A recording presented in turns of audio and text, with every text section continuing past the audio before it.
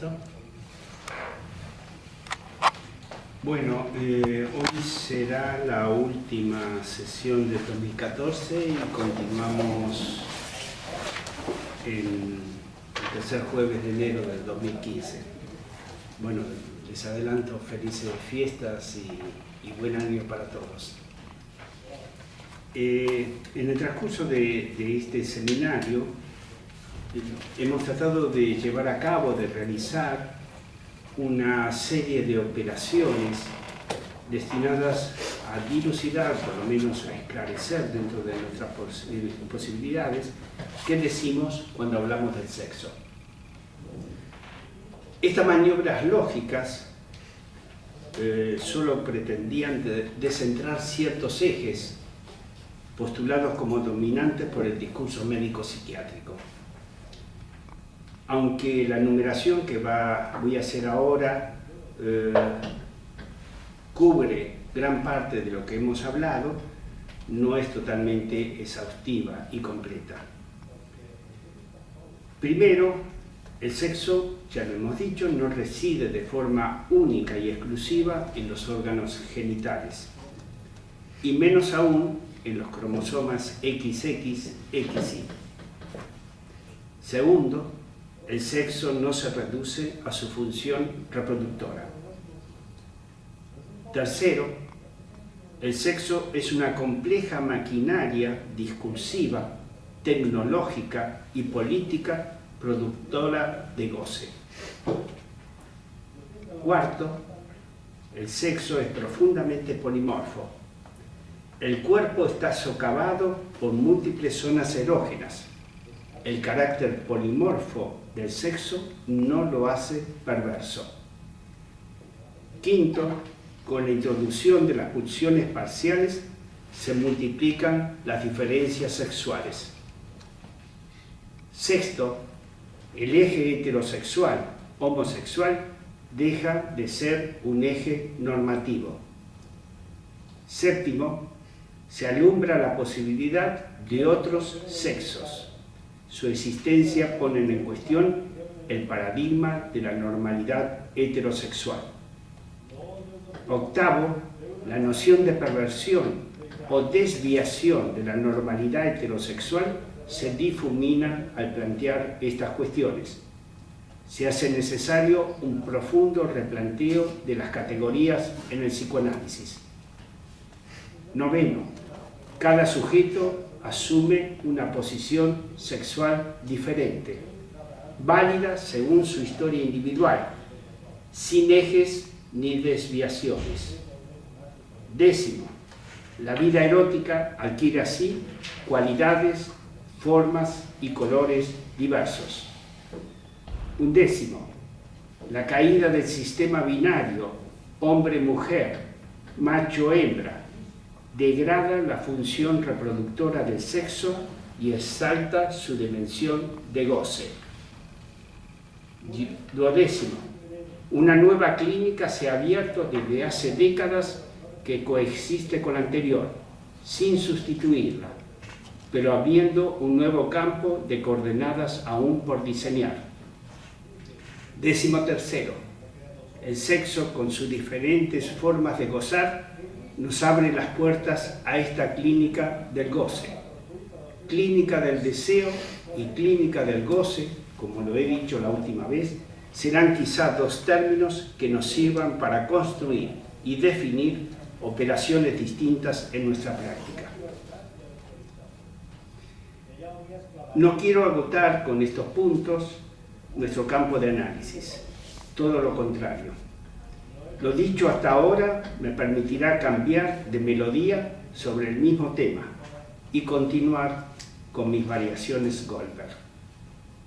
En su trabajo Reflexionando sobre el sexo, Notas para una teoría radical de la sexualidad, del año 1989, Gail Rubin construye una pirámide erótica instalada en las sociedades occidentales.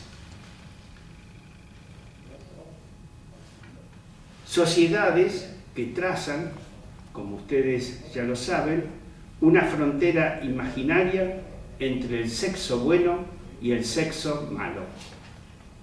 En el vértice de la pirámide, como no podía ser de otro modo, se hallan los heterosexuales reproductores casados. Luego, poco más abajo, vendrán los heterosexuales monógamos.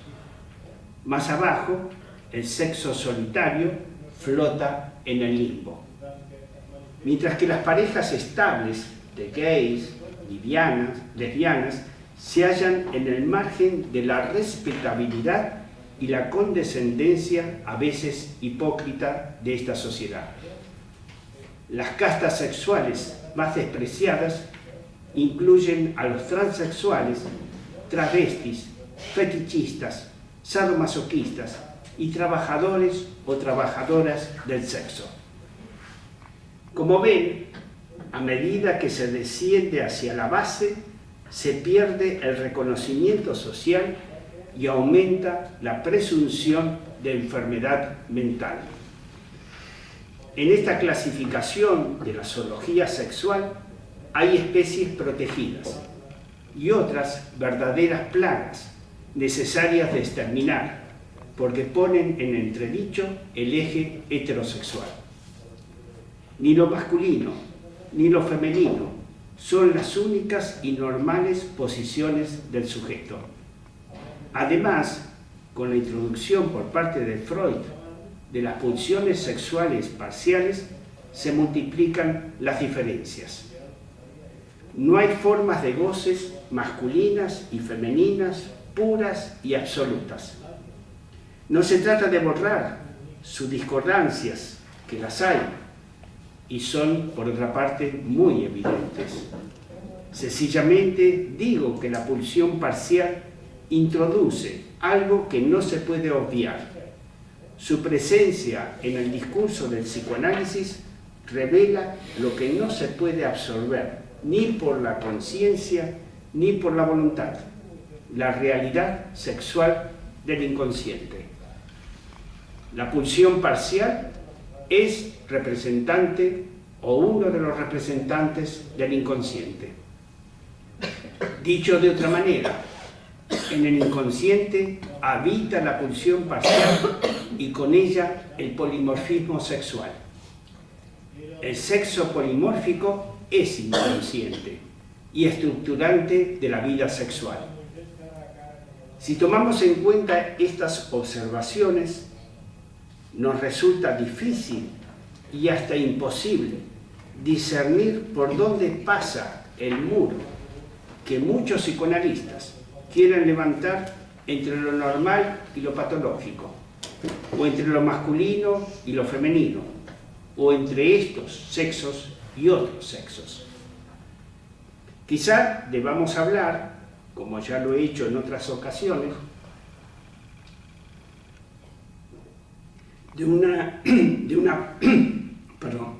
frontera porosa permanentemente cruzada por los sujetos en una u otra dirección, dada su estructuración sexual y su historia individual. Vuelvo a repetirlo, no se trata de borrar las diferencias ni diluirlas en la indeterminación. Simplemente debemos evitar cristalizarlas o cosificarlas en formas inmutables o perennes, ni privilegiar una forma de sexo sobre otra. La vida sexual de los sujetos transita por diversos senderos, íntimos y privados, todos ellos construidos por las prácticas discursivas dominantes en un contexto social e histórico determinado. Emerge así a la superficie una compleja construcción de formas sexuales variadas y legítimas en su modo de gozar. Volvamos otra vez a las pulsiones parciales para iluminar nuevas consideraciones. Su introducción en la vida erótica provoca, como hemos dicho, un giro de enorme trascendencia en el campo de las perversiones. La perversión no puede sostenerse más como una transgresión anatómica a la unión sexual de los órganos genitales del hombre y de la mujer. Freud dirá en sus 3 ensayos de una teoría sexual: determinadas partes del cuerpo, como las mucosas bucales o anales, reclaman un derecho a ser consideradas y tratadas como genitales. Determinadas partes del cuerpo, como las mucosas bucales y anales, reclaman ese derecho.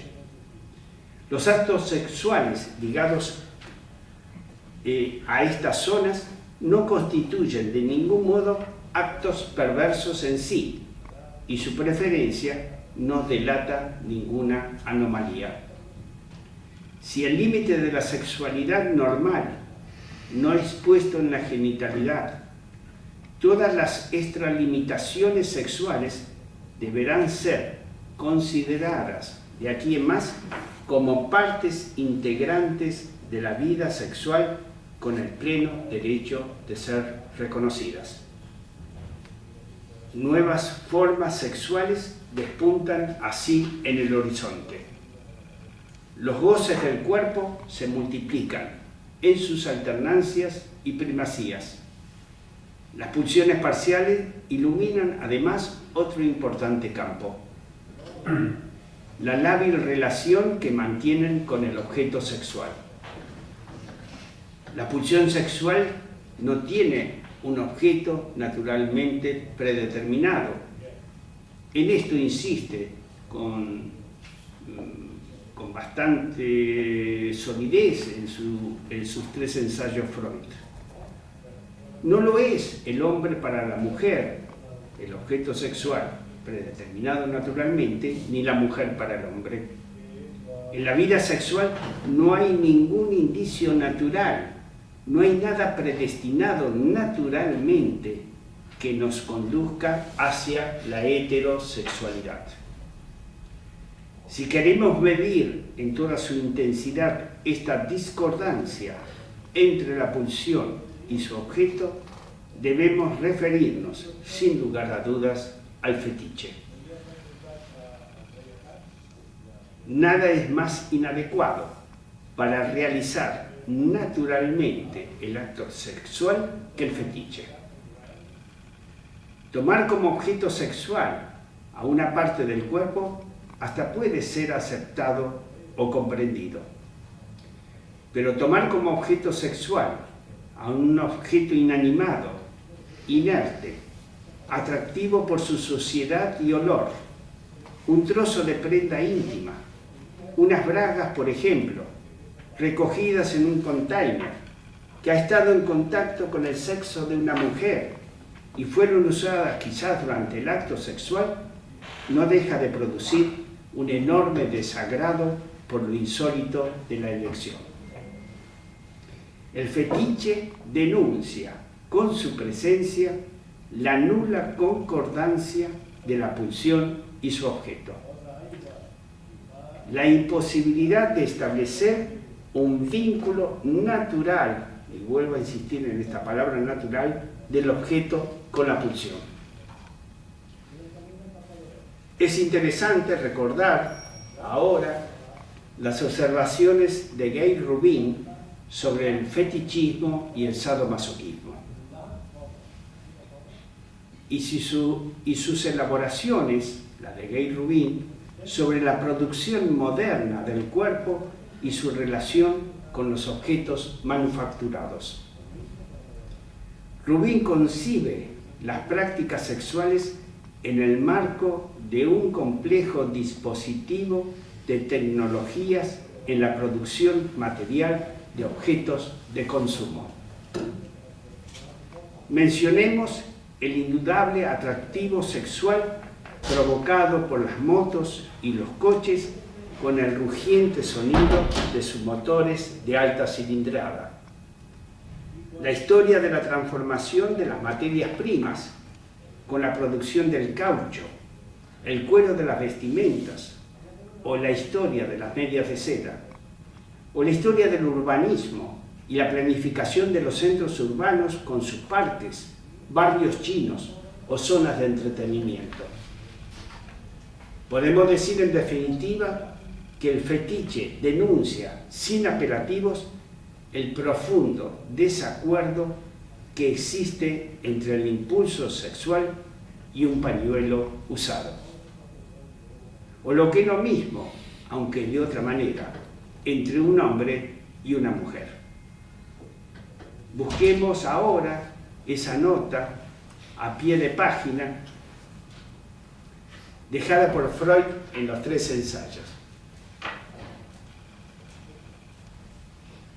Así pues, en un sentido psicoanalítico, dirá Freud, el interés sexual exclusivo del hombre por la mujer constituye también un problema, y no algo natural, basado últimamente, y esto lo dice Freud, en una atracción química. Y agrega más adelante Freud, la investigación psicoanalítica rechaza terminantemente la tentativa de separar a los homosexuales de los demás humanos como un grupo diferentemente constituido. Tratemos de interpretar estas palabras sin violar el texto freudiano.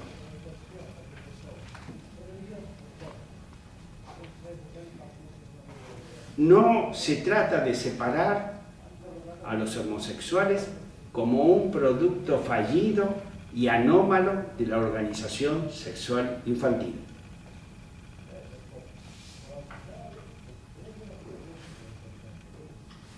Tampoco se trata de ampliar el territorio de la normalidad para darles cobijo a pesar de su condición no productiva para la especie.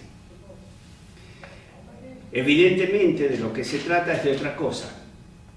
Simplemente es legalizar el libre derecho que posee cualquier ser humano para gozar con los fragmentos de su cuerpo, sin darle a ese goce una identidad normal o patológica. El sexo, en última instancia, es una unidad ficticia, construida como un puzzle, cuyos diferentes elementos y funciones son labrados en el transcurso de la historia individual. Allí interviene, apoyada sobre soportes anatómicos y biológicos o fisiológicos, la pulsión parcial. Se reconoce también, en el campo del psicoanálisis, la presencia del falo y la castración, sin olvidar, por supuesto, los objetos de deseo y de goce. Y junto a todos estos elementos, la inscripción en la carne del poder ejercido por la cultura y la tecnología a través de sus discursos dominantes. El de la ciencia, el discurso jurídico-político, el discurso médico-psiquiátrico, el discurso religioso y moral, sin dejar de lado, por supuesto, también al discurso psicoanalítico. En el texto de Freud, ya mencionado, a pesar de sus oscilaciones y titubeos, aparece con un matiz inquietante y perturbador la cuestión de la heterosexualidad. No hay nada en el orden natural que la fundamente o la privilegie. Del mismo modo, resulta problemático para el psicoanálisis actual sostener como identidades naturales, únicas e inmutables, la identidad de la mujer o del hombre, o la identidad lesbiana o gay. No hay un modelo sustancial de identidad, sino un continuo atravesar fronteras, como lo establece Teresa de Lauretis en su obra Diferencias. Un volver a atravesar el mapa de los límites entre cuerpos y discursos, identidades y comunidades. ¿Cómo saber entonces si borramos esta noción de sustancialidad de identidad, que ese cuerpo modelado y bello pertenece a una mujer, o es de un travestido dotado de senos nuevos por el uso de estrógenos con un órgano muy viril, o un hombre transformado provisto de una vagina artificial y que físicamente no posee ningún trazo de hombre.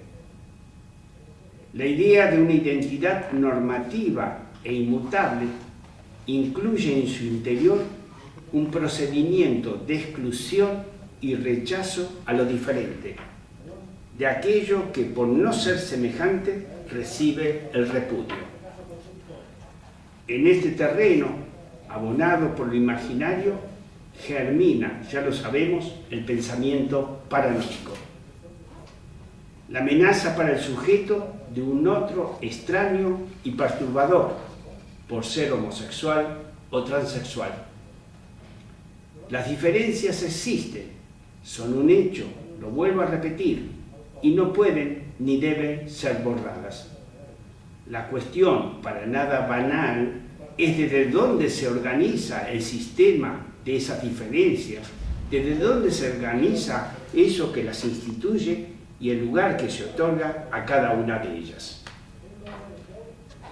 Para decirlo con la mayor claridad posible, en nuestra cultura occidental, la heterosexualidad rige las diferencias sexuales y sus políticas de hegemonía social. Regula los dispositivos institucionales y las leyes de funcionamiento, puestas, como es de suponer, al servicio de los intereses de su sexo, considerado natural y jerárquicamente superior.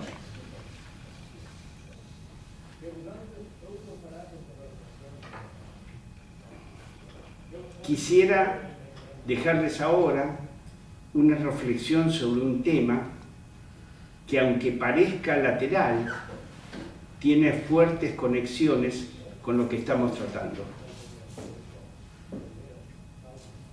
En dos ocasiones, Freud se remite en su obra a una frase dicha por Napoleón en su encuentro con Goethe el 2 de octubre de 1808. En ese encuentro entre Goethe y Napoleón se hablaba del destino.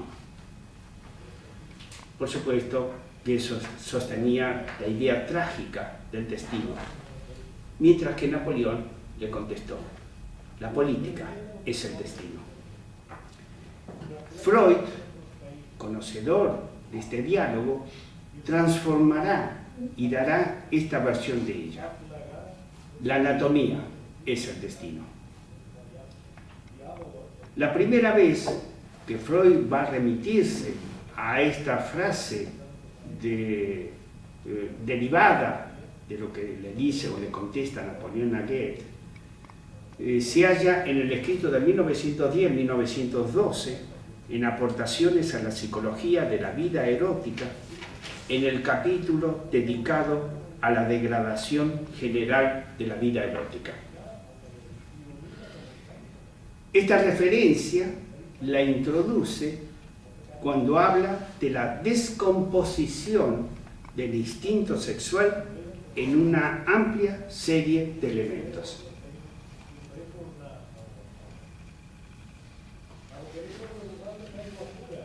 Vinculen esos elementos de los que está hablando Freud en el año 10 a las pulsiones sexuales parciales.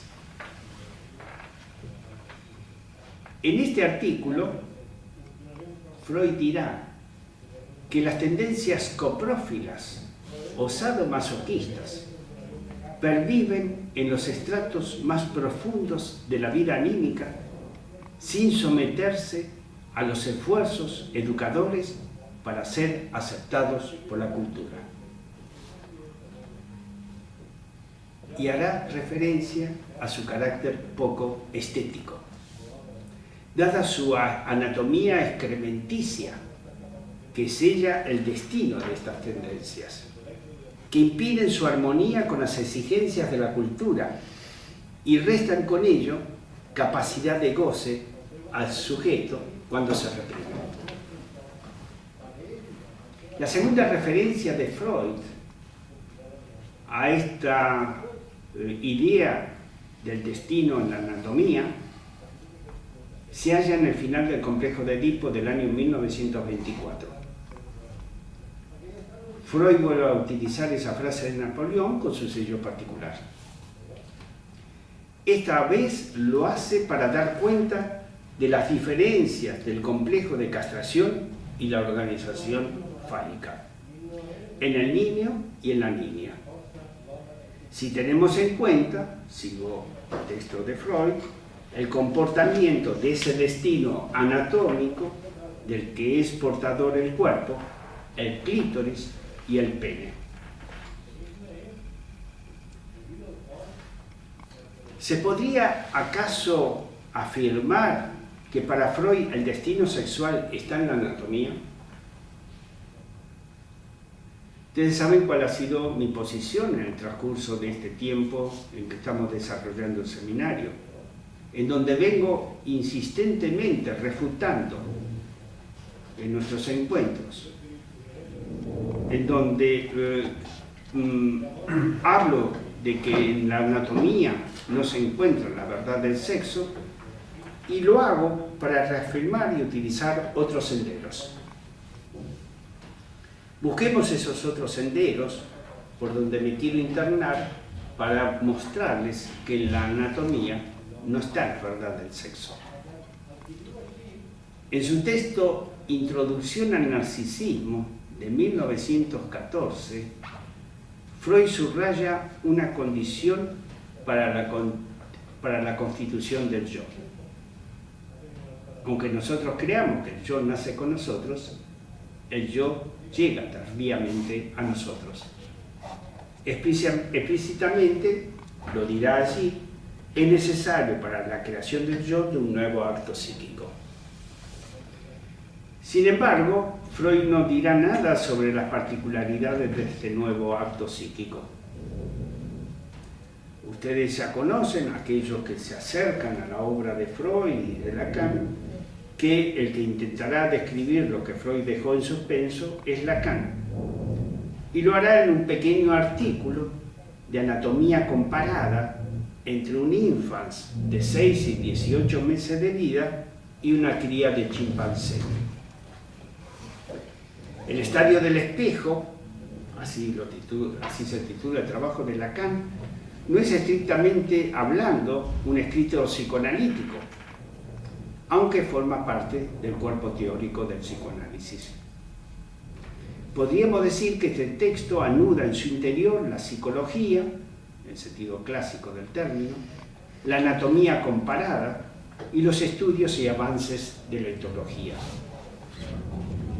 Lacan presenta este nuevo acto psíquico del que hablaba Freud bajo la forma del reconocimiento que hace la criatura humana de su propia imagen en el espejo.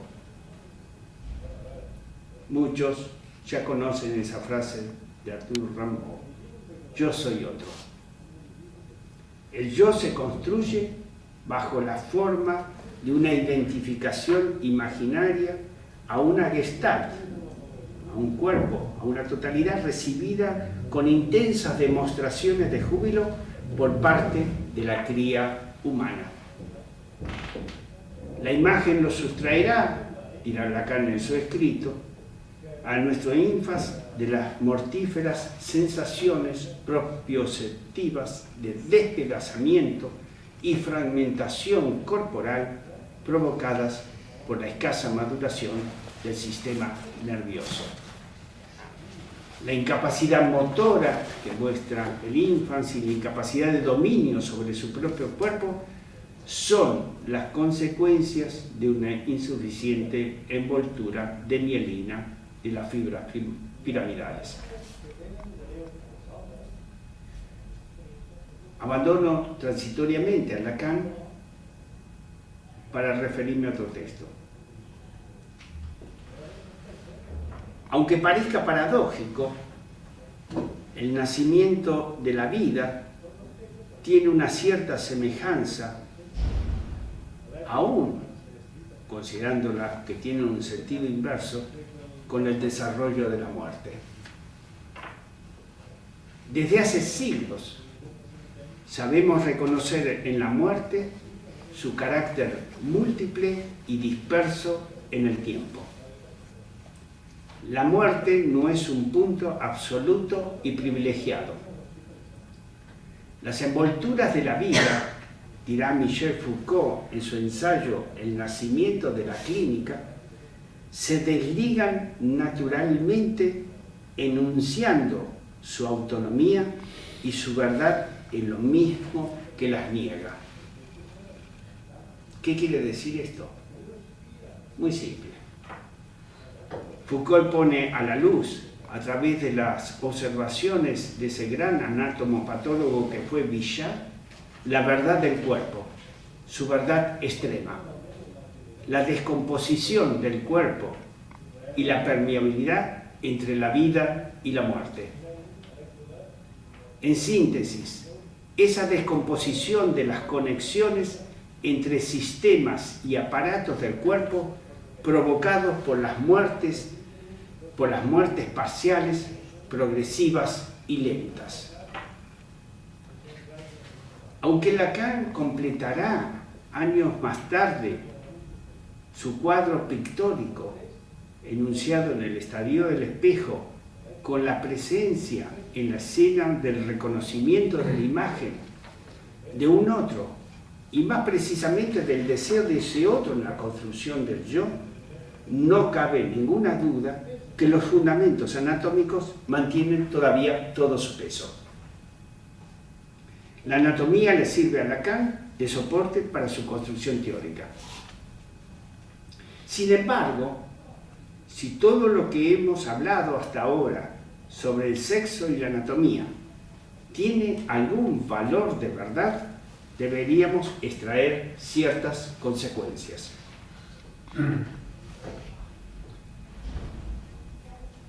Ante todo, quizá debamos suponer como hipótesis que esas sensaciones de fragmentación corporal sentidas por el cachorro humano no son solo el resultado de un estado de inmadurez del sistema nervioso. También podemos pensar que ellas son un producto derivado de las pulsiones sexuales parciales y de sus zonas erógenas. Ellas, las zonas erógenas y las pulsiones parciales, parcelan el cuerpo creando dispersos puntos focales de goces en su anatomía. Por eso le otorgamos a las pulsiones parciales un rol fundamental en la constitución de ese nuevo acto psíquico poseedor desde su base de un alto voltaje divinal. El yo emergería como un intento de resolución de ese despedazamiento erótico del cuerpo y no como un mero resultado de la fragmentación corporal por una insuficiencia anatómica. Recuperemos ahora lo que dice Lacan años más tarde en su seminario de la angustia. En la sesión del 15 de mayo de 1963, Lacan se expresará de este modo. Lo leo a la letra. Freud nos dice Lacan, Freud nos dice, la anatomía es el destino. Ustedes saben que en ciertos momentos pude alzarme contra esta fórmula por lo que puede tener de incompleta. Ella se torna verdadera, continúa Lacan, si damos al término de anatomía su sentido estricto y, si puedo decirlo, etimológico, lo que realza en anatomía, así se para en el texto, la función de corte. Todo lo que conocemos de la anatomía está ligado a la disección. Por eso he repartido estas imágenes. La disección anatomopatológica que se hacía en los siglos XVII en adelante, XVI en adelante. El destino, dirá Lacan, es decir, la relación del hombre a esta función que se llama deseo, el destino, que tiene una relación con esta función que es el deseo, toma su animación, si concebimos el despedazamiento del propio cuerpo, este corte está ligado a momentos elegidos de su funcionamiento. Hasta aquí la cita de Lacan. Ella no deja ninguna duda, a mi entender, de lo que está tratando de dilucidar. Un modo distinto de interpretar la anatomía, siguiendo las leyes del pensamiento psicoanalítico. De este modo, enlazará la fragmentación del cuerpo al juego infinito del deseo en el funcionamiento de la vida erótica del sujeto. Por eso va a decir en este mismo seminario, más adelante, y lo voy a volver a citar a la letra, la separtición fundamental, no separación, dirá Lacan, sino partición interior. Y aquí lo que desde el origen y desde el nivel de la pulsión oral se encuentra inscripto en lo que será la estructuración del deseo. Esta partición interior implica una disección del cuerpo que es, y Lacan lo subraya en su seminario, un corte anatómico modelado por los movimientos del deseo bajo el reinado inconsciente de las pulsiones parciales. Y aquí lo importante que debemos subrayar desde el punto de vista teórico de la constitución imaginaria del yo. Por un lado, la concepción que tiene la medicina del cuerpo anatómico con su primordial sentido biológico de órganos y aparatos.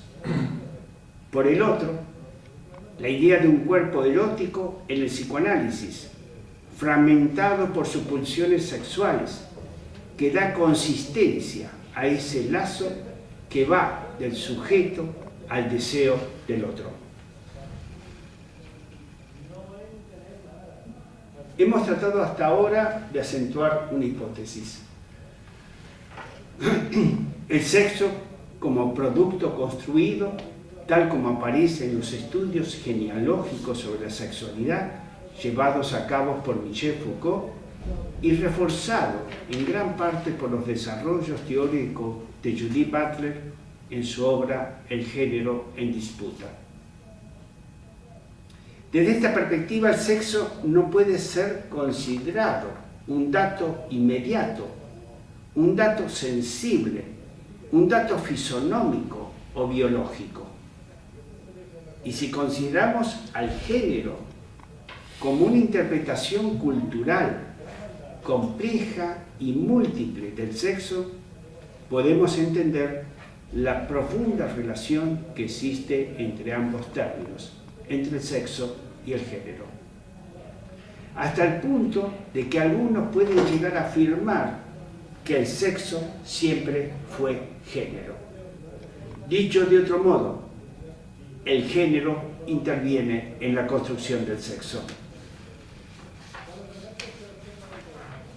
El género condensa en la cultura una multiplicidad de discursos y prácticas productivas, de leyes y reglas, de técnicas y saberes que ordenan y delimitan la noción de sexo y su reproducción misma. Más aún, la idea de la construcción del sexo impone como correlato la de un cuerpo también construido culturalmente por las inscripciones en su superficie, al modo de tatuajes, de los discursos y de las prácticas dominantes en la sociedad. El género se presenta así ante nosotros, ante nuestros ojos, como una narración de las prácticas políticas y tecnológicas comprometidas en la fabricación de cuerpos sexuales, junto a los relatos que nos hablan de los procesos psíquicos intervinientes en la construcción subjetiva. Antes de entrar en la presentación del caso de hermafroditismo recuperado por Michel Foucault de los archivos médicos franceses, buscaré hacer también una breve pausa. La segunda parte de mi seminario, que comenzará en enero del año próximo, tendrá como eje central la presentación de este caso, del análisis del caso recogido por Michel Foucault. Un testimonio publicado después del parricida Pierre Rivière, que como ya verán, el caso de Foucault contiene una fuerte denuncia de los sistemas de poder médico, religioso, jurídico y político sobre el sexo, sus prácticas y goces. Como prólogo, y esta va a ser mi estación intermedia, comenzaré el año próximo comentando un artículo que podrá iluminar quizá con una fuerte luz la cuestión del género tal como la entiende Judith Butler.